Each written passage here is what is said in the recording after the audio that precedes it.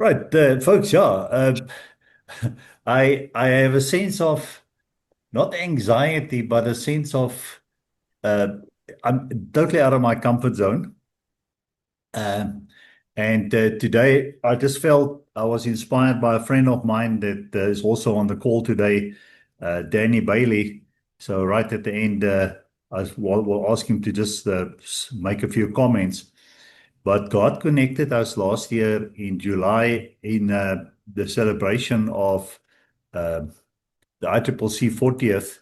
And he's from Australia and the leader of the Australian ICCC. And we were immediately drawn to each other because God's been talking to him and working with him with what is the alternative financial model or economic model. And because we come out of a cooperative bank space, there was a lot to share. And then we got busy and we got lost touch. And a couple of months ago, we started to reconnect again. Uh, and it was amazing to see where God has already taken him, and he was connected with other people that God's also been walking a walk with on economy. Um, and I've always been fascinated by this topic.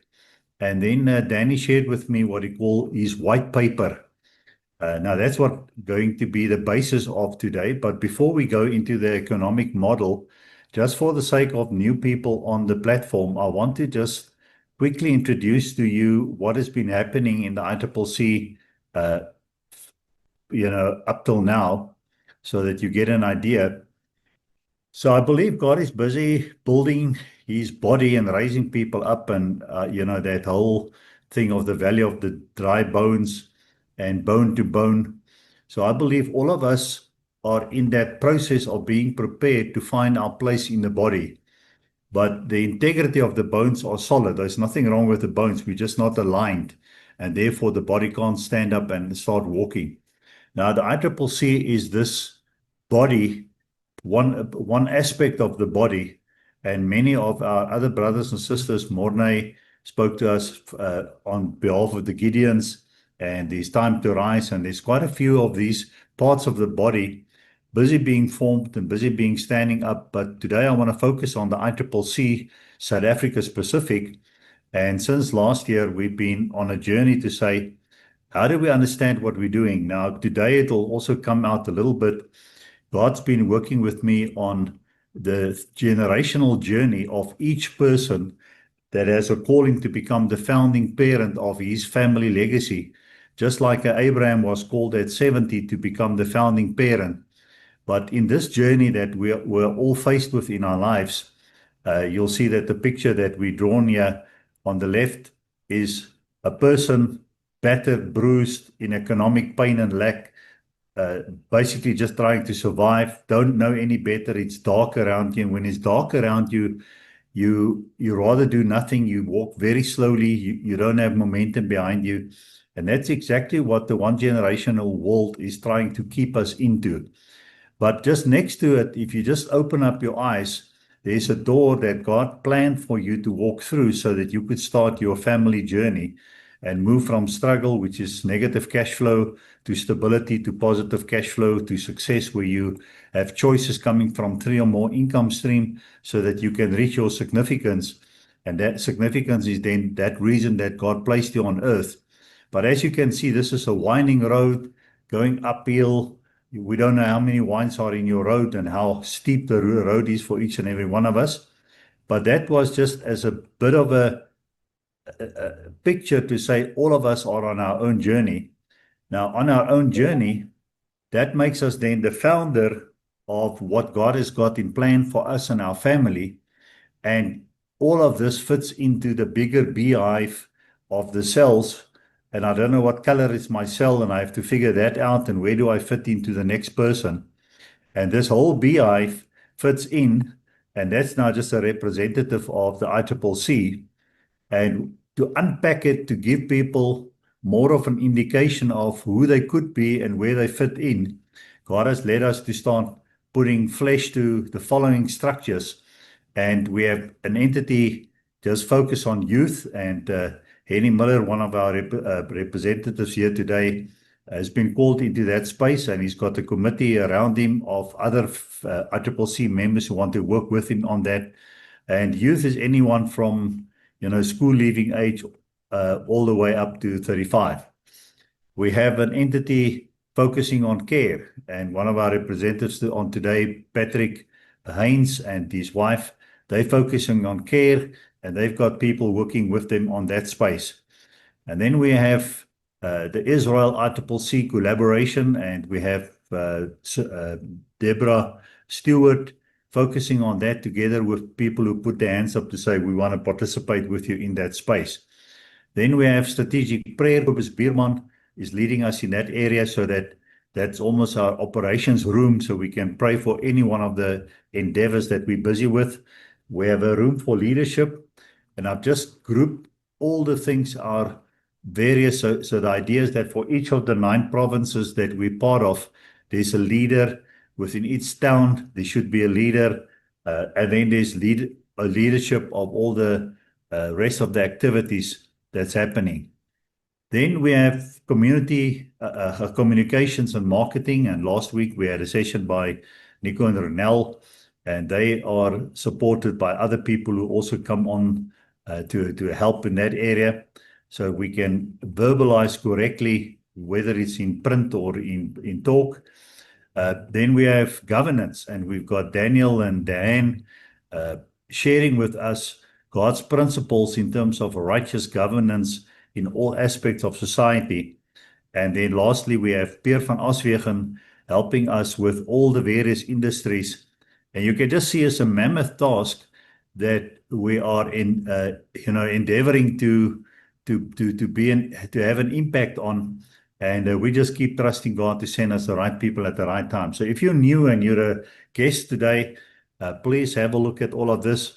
And then, although my board is full, we can just make more space and more space. So if you see your thing that you feel called for is not on the on the platform, then talk to us and we work it in.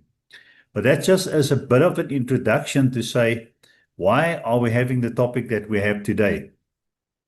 So Danny, over a lot of time, spent a lot of hours with a lot of input from lots of people, and he started to put down a blueprint for sustainable prosperity and community wealth, which is called the biblical economic model. And what it is not saying, this is not religious theory, because there's too much of the religious theory out there, but it's a superior economic system. And when I first read that paper, I was just so impressed with the work that's been done. I felt this has to go out into our group, because we, just like Daniel and Diane gave us that information on governance, we say things and we talk about topics, but we don't have the depth of the understanding on that topic. So today is, I realize with time constraints and the wealth of information that Danny gave us, we may not even finish this presentation. So I see it almost as the first of a series to come in time, and not necessarily week by week. But yeah, so just to unpack, and we'll unpack it, under each topic. But if we look at the kingdom guidelines that's in front of us in the Bible, but we need some people like Danny to help us to unpack it, then economy starts with the dominion mandate. It starts with this, understanding the stewardship of land and productive assets, understanding the Jubilee system, which prevent permanent wealth inequality, productive investment versus speculation, debt, financial responsibility, justice, fair wages, community protection, productivity, technology, technological development, the role of abundance, the vision of a restored civilization, biblical banking and lending, the economics of Jubilee cycles, agricultural productivity and land rest, temple economy and public infrastructure, New Testament economic teaching, a framework for biblical economic civilization, the economic engine of the kingdom of God, historical case studies, Joseph, Solomon, comparison with modern economic systems, and then biblical ecosystem, economic flow within a community ecosystem. Now, his white paper carries on, but this is where I felt to stop and see if we can at least just pen down some understanding of this whole structure. Now, if we start with the first one, the dominion mandate, the foundation, biblical economics, which can also be called the creation mandate, we read in Genesis 1, verse 26 to 28. Then God said, "Let us make mankind in our image, and let them rule over the fish in the sea and the birds in the sky, over all the earth. Be fruitful and increase in number, fill the earth and subdue it. Rule over the fish in the sea and the birds in the sky, and over every living creature that moves on the ground." So the 5 directives that emerge is we have to be fruitful, we have to multiply, we have to fill the earth, we have to subdue it, and we have to exercise dominion. But we know that this very basic instruction has now been messed up with the first Adam that traded his authority with Satan, who's a usurper and has never created anything. He's just stealing and killing and destroying. And we're not seeing this around us anymore. So the economic implication is we were established as stewards and developers of creation. That was God's original intent. So economic activity is therefore not separate from spiritual purpose, but central to fulfilling God's design for civilization. And it implies developing natural resources, increasing productivity, building systems that sustain life, expanding, flourishing communities. And the takeaway is human civilization is meant to progressively transform the earth into an environment reflecting God's order and abundance. And we don't see that around us anymore. But I believe, a lot of people talk about kingdom and they've got this airy-fairy thing of we have to do nothing and just wait for this escape of God, and then voila, he come and he fix things. No, God is placing us here on earth for a time such as this, putting you in this the space that you're in to be part of this unfolding transformation of the earth back to God's original intent. Now, in the biblical structures, stewardship of land and productive asset, land plays a central role in the biblical economic structure. And in Psalm 24:1, we read that the earth is the Lord's and everything in it. So ultimately, we don't own land, we steward it on behalf of God. Leviticus 25:23, the land must not be sold permanently, because the land is mine and you reside in my land as foreigners and strangers. So this principle prevents permanent concentration of land ownership and preserves generational access to productive resources. So the economic principle is land is productive capital, and it has to be stewarded, and it has to be stewarded intergenerational, and ownership rights exist, but ultimate ownership belongs to God. So, right. So number 3 that we had on there is the Jubilee system.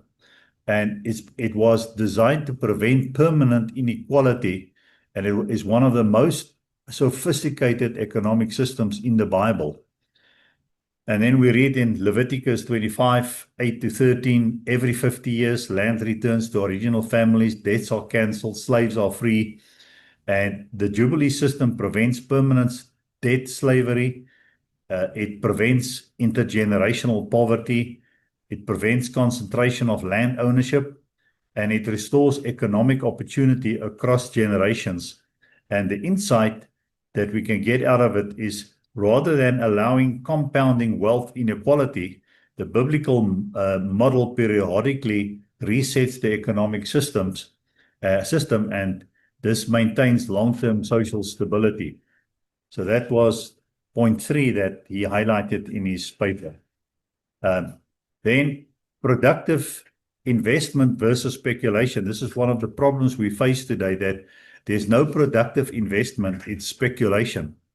And the Bible strongly favors investment that creates productivity rather than speculation. So there's the parable of the the talents, servants were given capital and were expected to then multiply it through productive activity.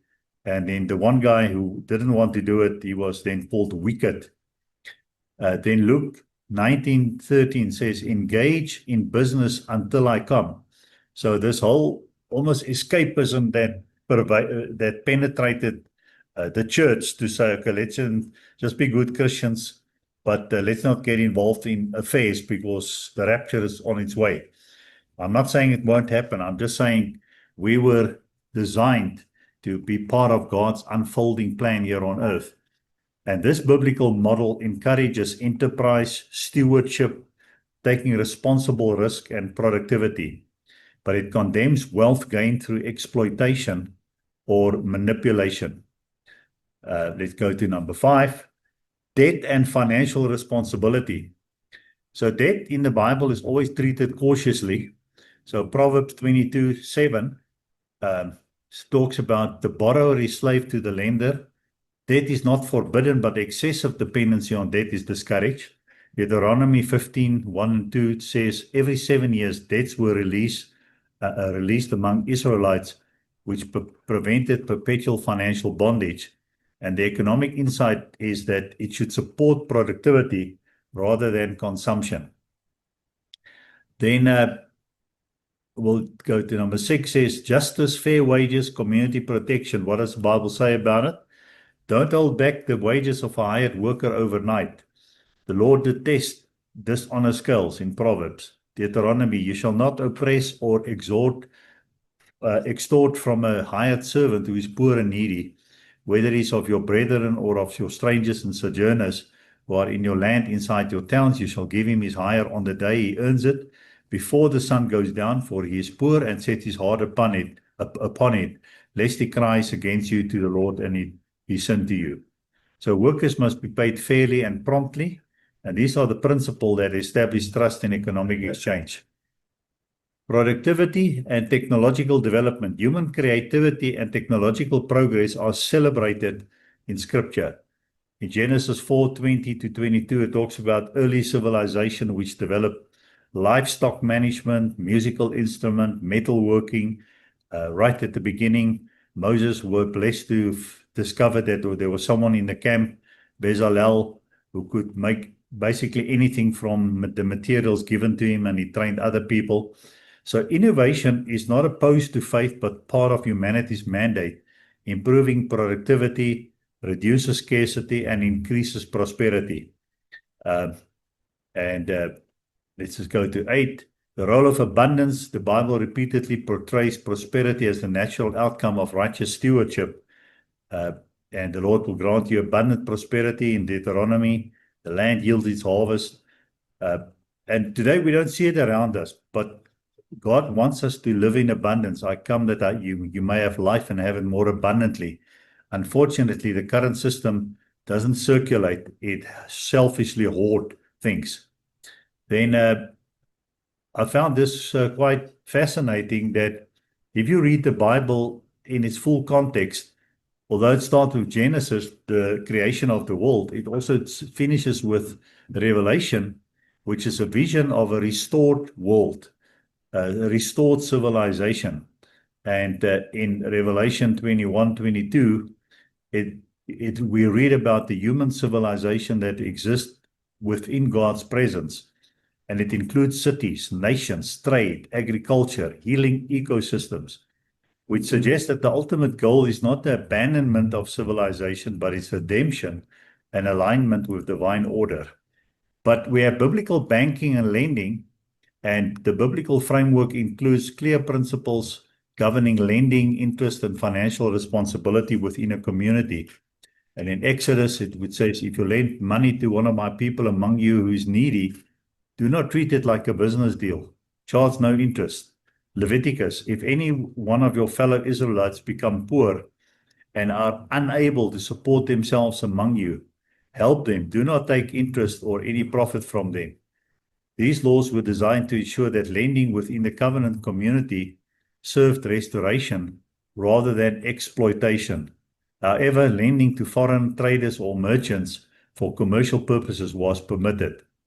Deuteronomy 23. You may charge a foreigner interest, but not a fellow Israelite. And the economic principle that come out of all of this is restorative lending, helping community members recover from hardship, and commercial lending, finance, trading, and enterprise. So it allows compassion within the community while still enabling economic expansion. For the first time, Jubilee makes sense to me. It baffled me when I read about, because in I probably would say Greek mindset, the way we've been taught, you just don't write off debt, And now the reason for writing off debt, the justification is so clear to me. So I really, this is very, very good insight. Thanks, Daniel.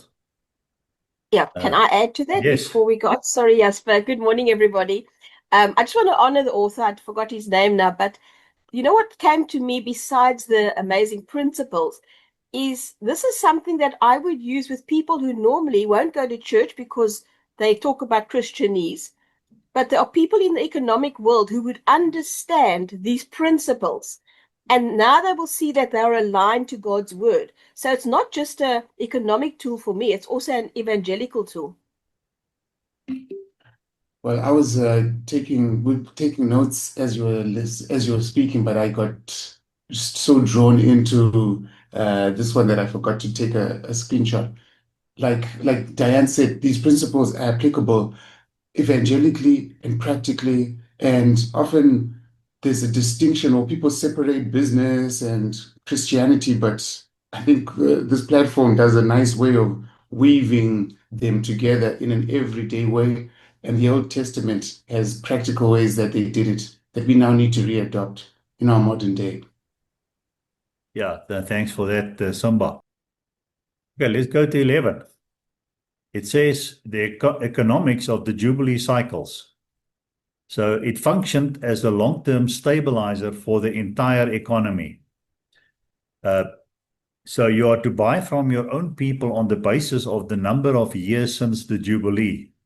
Land prices were therefore not determined by speculation, but by remaining productive harvests until Jubilee. So land literally became cheaper and cheaper the closer you get to the Jubilee, because you only got another X number of years to use the land before you have to return it. So land was effectively valued based on agricultural productivity and time remaining before reset. So here's the economic insight. This system prevented land bubbles, inflated prices for no reason, permanent displacement of families, and it stopped intergenerational inequality and also encouraged productive use of land rather than speculation. Agriculture was the foundation of the biblical economy. Exodus 23, 10 and 11, for 6 years you are to sow your fields and harvest the crop, but during the 7th year, let the land lie unplowed and unused. In Leviticus, in the 7th year, the land is to have a year of Sabbath rest. And the sabbatical year served several purposes: soil regeneration, ecological sustainability, provision for the poor. They were allowed to eat from whatever grew naturally on the land, and reliance on divine provision. So you had to rely on God that He gives you enough in the year 6 so that it will last you for year 7, so that you can start again the following cycle.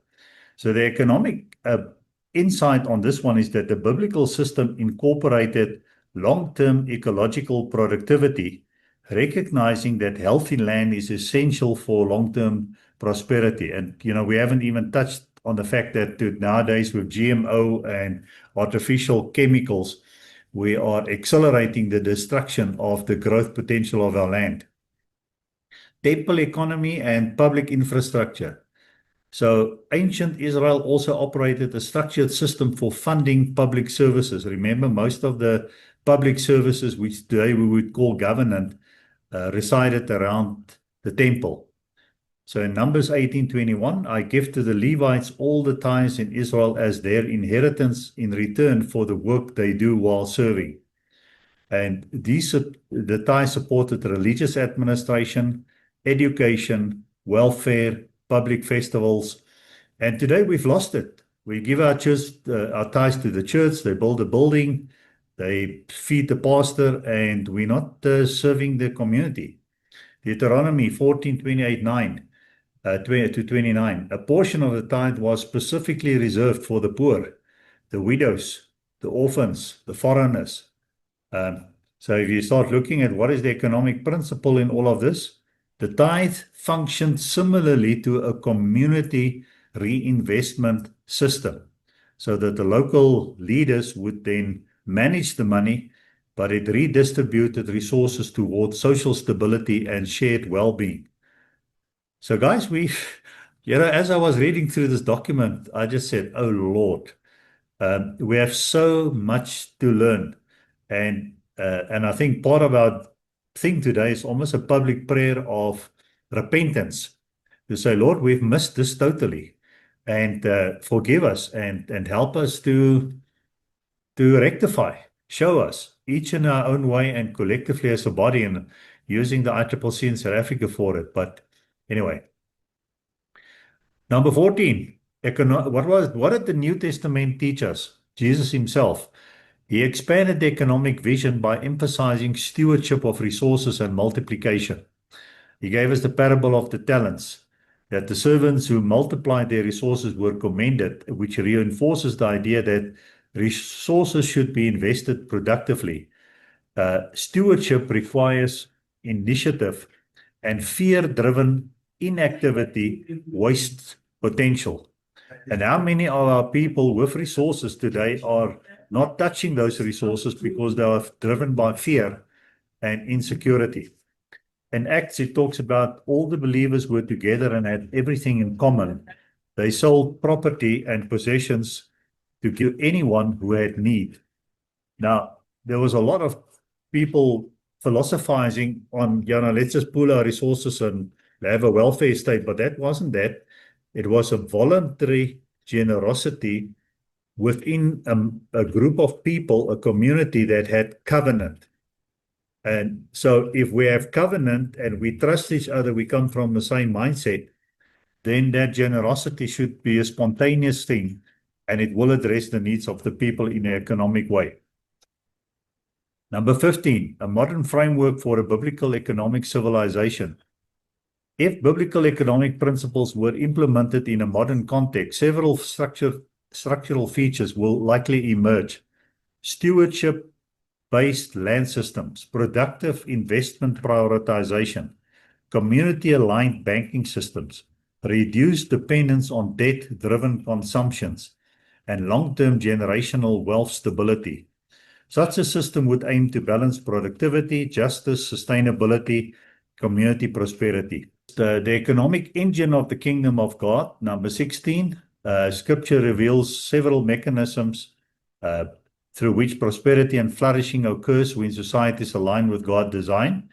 5 of these foundational engines appear throughout the Bible. First of all, number 1, restore land productivity. Humanity is tasked with cultivating the earth and unlocking its productive potential.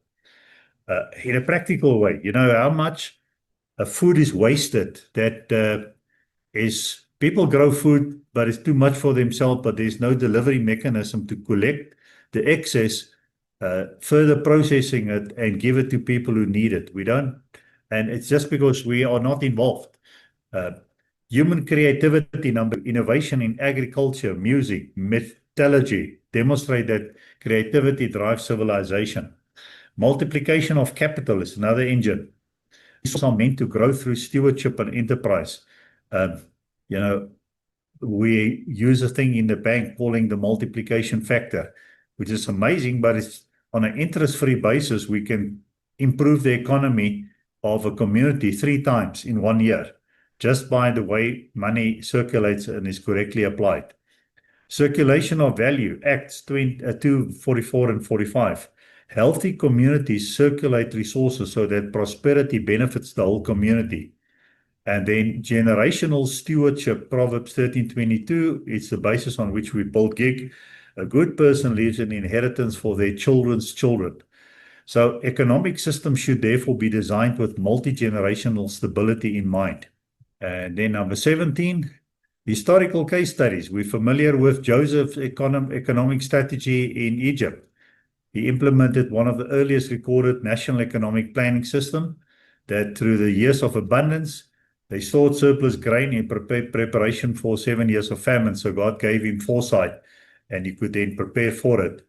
But the principles demonstrated was strategic long-term planning, storage of surplus during productive cycles, infrastructure development for food security, and national resilience during the crisis.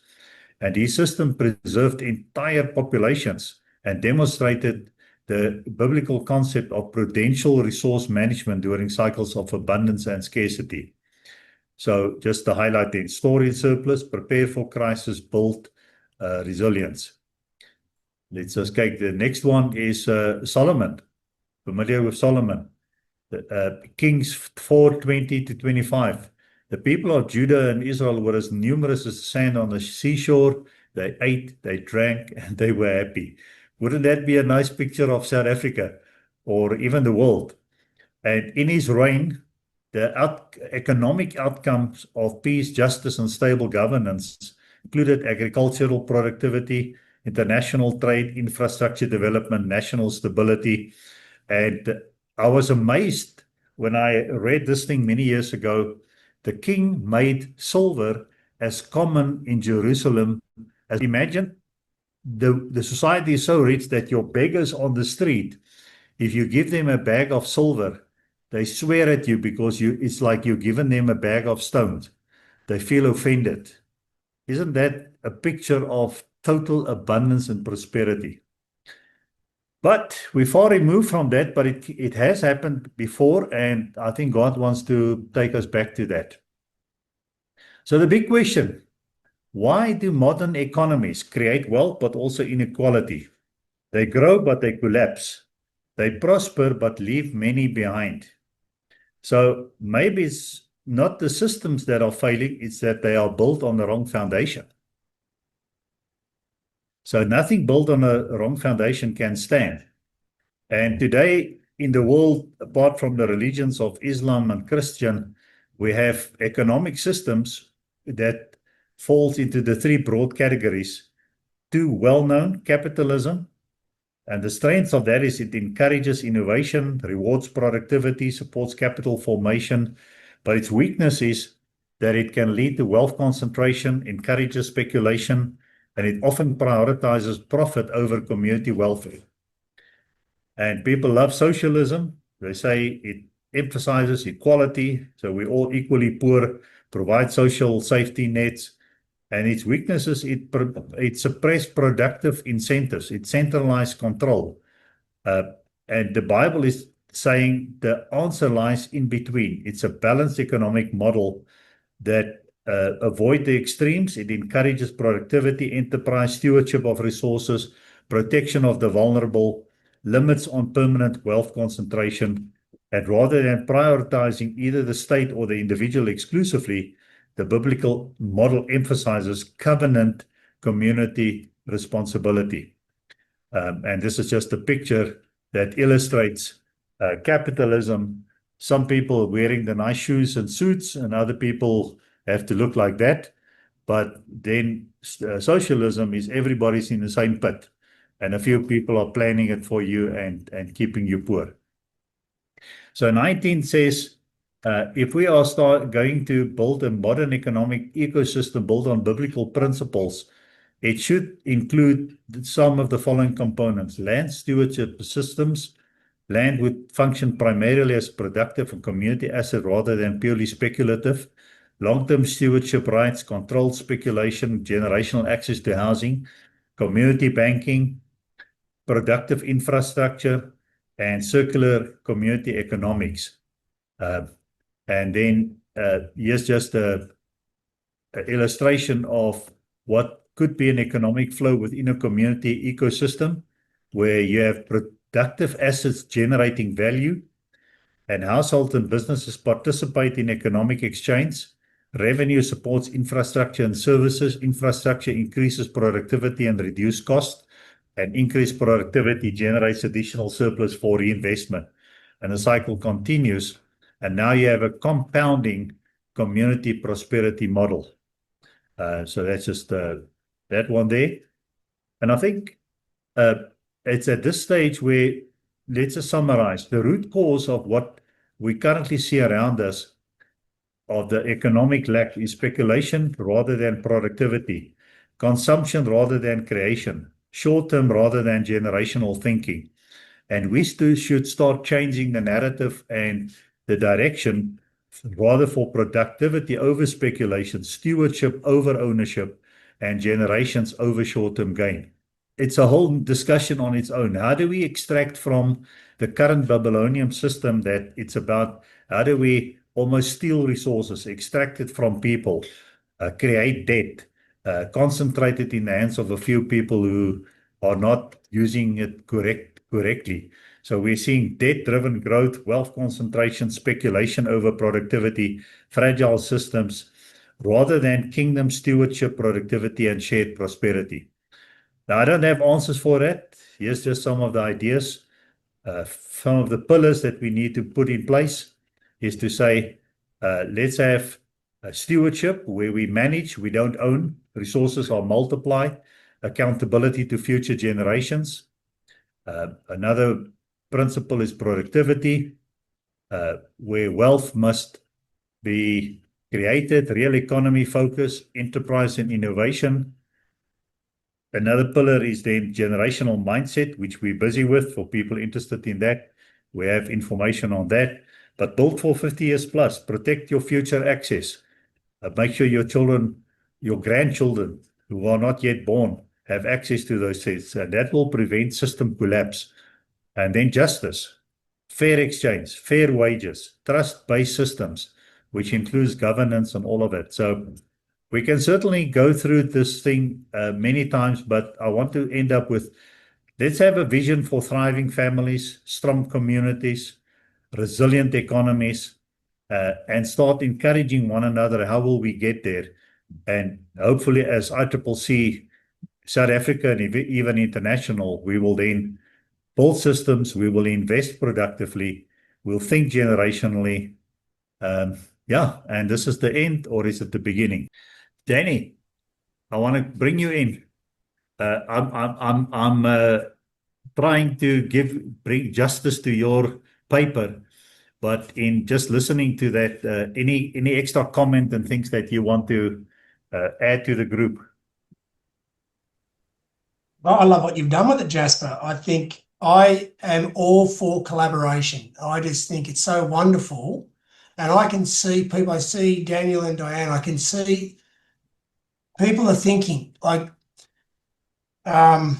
we could talk all day. So I encourage people just to absorb what you're hearing, because I was just praying before I come onto the call, and I believe those that have been with ICC for a while, there was a season where we talked the talk, but I truly believe the season is upon us where we are now going to walk the walk, and do not for a second think that you can't contribute, because God starts with small beginnings. And I think the power is in small communities. And I believe God has given me an assignment to build a community pilot project, which we will then take to those that are eager to start their own communities. And the beautiful thing is that God only gave me a piece of the puzzle.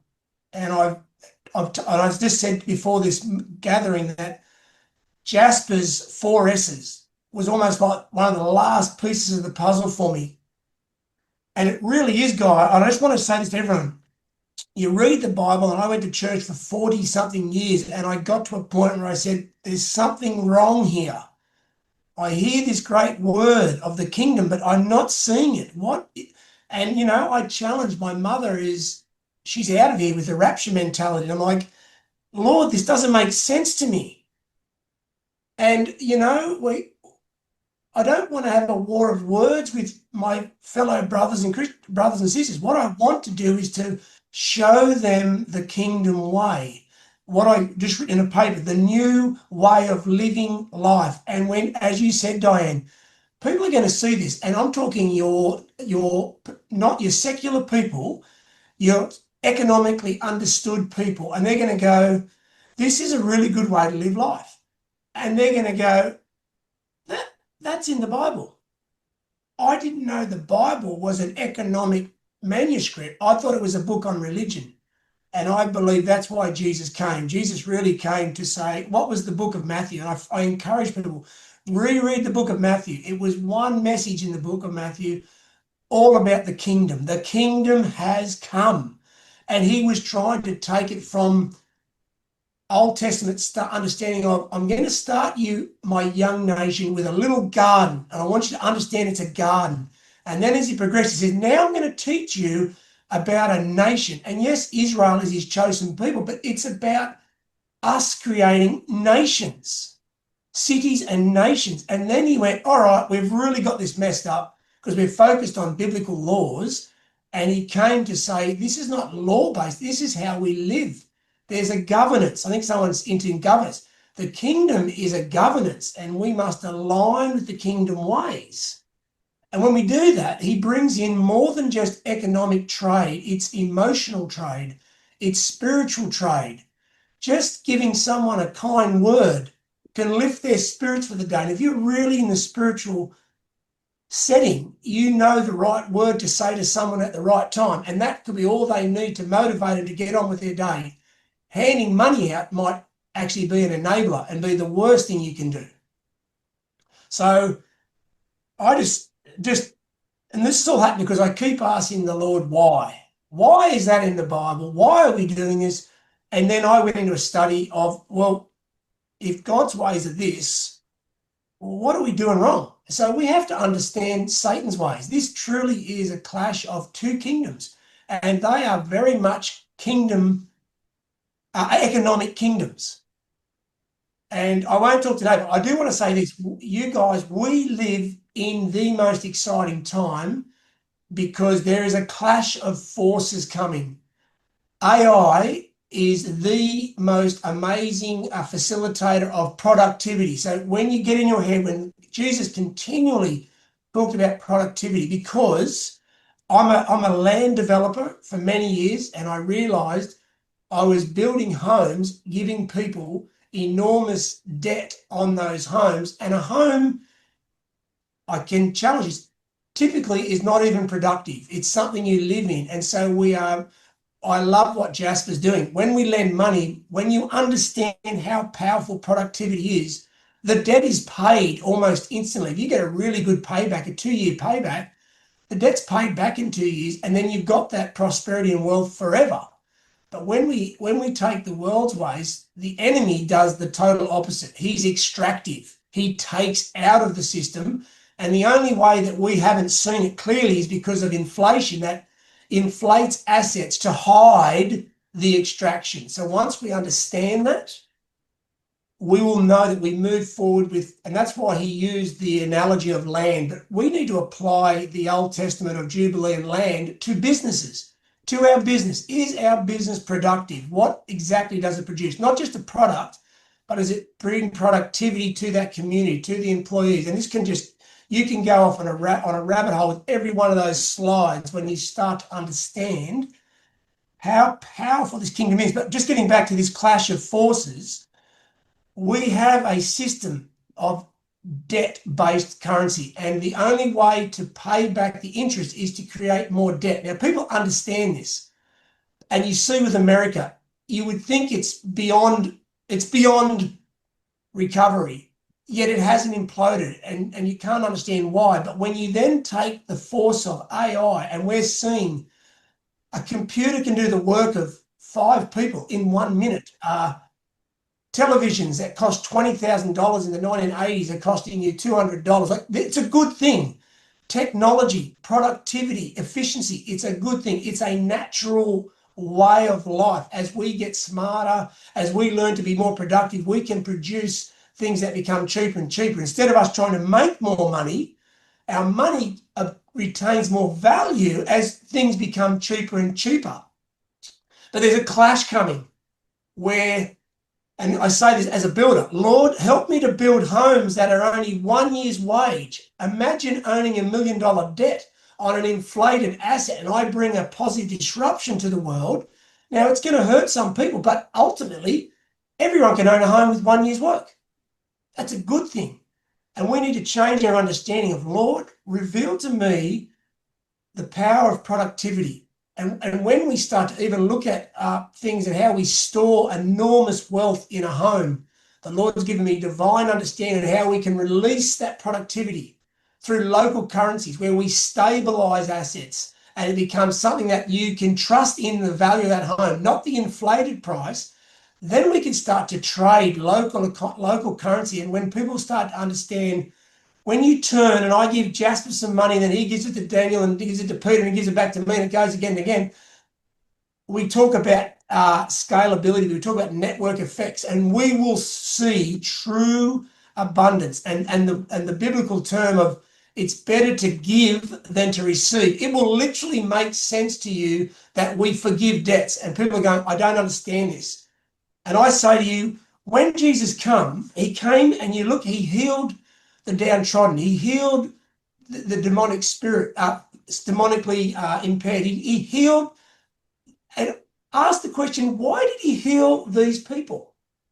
From an economic perspective. And what he was doing was saying, what do you think happened to the layman who never walked his whole life? Do you think the next day he ran to the paddocks and said, can you give me a job?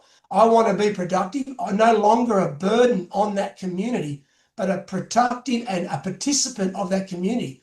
And we've lost it in our religion to think, oh, he just wanted to heal people because he loved them. It's like, no, he wanted to remove the oppression. He wanted to give people back stability, security. He wanted them to be participating so that we'll always have the poor. But when we understand that we need to, and this is where Jasper's understanding, I now am no longer a property investor. I am a human investor. I am investing in people, and I need to take people, and the Lord is putting people in front of me every day out of that struggle period. And we are going to, in Australia, and I'll help you guys, we're going to give people a house. A house is security for the wife, for the family. It's where we do the first request in Genesis, multiply. The Lord wants his many, many children born into a home. And then we get stability within that community because we raise them up and we give them we get them back to equilibrium where they actually have confidence in themselves. And then as a community, our local bank says, now we want to lend you money interest free because we want you to build something. We need more chickens. We need more water, technology, whatever it is. And they go from stability and start to be a real leader in this community. And this is a big part of discipleship. Man, the Lord is taking us from a place of darkness and cloudiness. He then plant the seed of the gospel, but it's more than that. We actually start to plant into these people's lives and they start to mature. And once they're successful, we encourage them to think bigger. And I truly believe once they become significant, they're employing others. They're leaders in the way we do business. We have state capture over government. The government wants to see our ways. I believe they've then become mature. And it's in that maturity that the harvest is plenty. That's when when that person's so mature in their walk with God and their understanding of the kingdom, that discipleship is even circular. They then go out and take under their covering 5 or 6 people and they steward them through the 4 S's or through to maturity. And I just can't believe I can see what's about to birth. And when you understand multiplication through productivity, the movement of God could escalate in such a radical way, guys, because people are seeing the goodness of God. We are literally giving them homes. They can pay these homes back in 3 to 7 years. Thank you, Lord Jesus, for this incredible talk this morning. Thank you, Lord, that you are inspiring and bringing life to the hearts of your people, to align them to the vision that you have for this world. And just as was discussed in the slides earlier today, Lord, that you always had a vision for the world to reflect the kingdom. And even in the end, the New Jerusalem comes here. The earth was always part of your plan.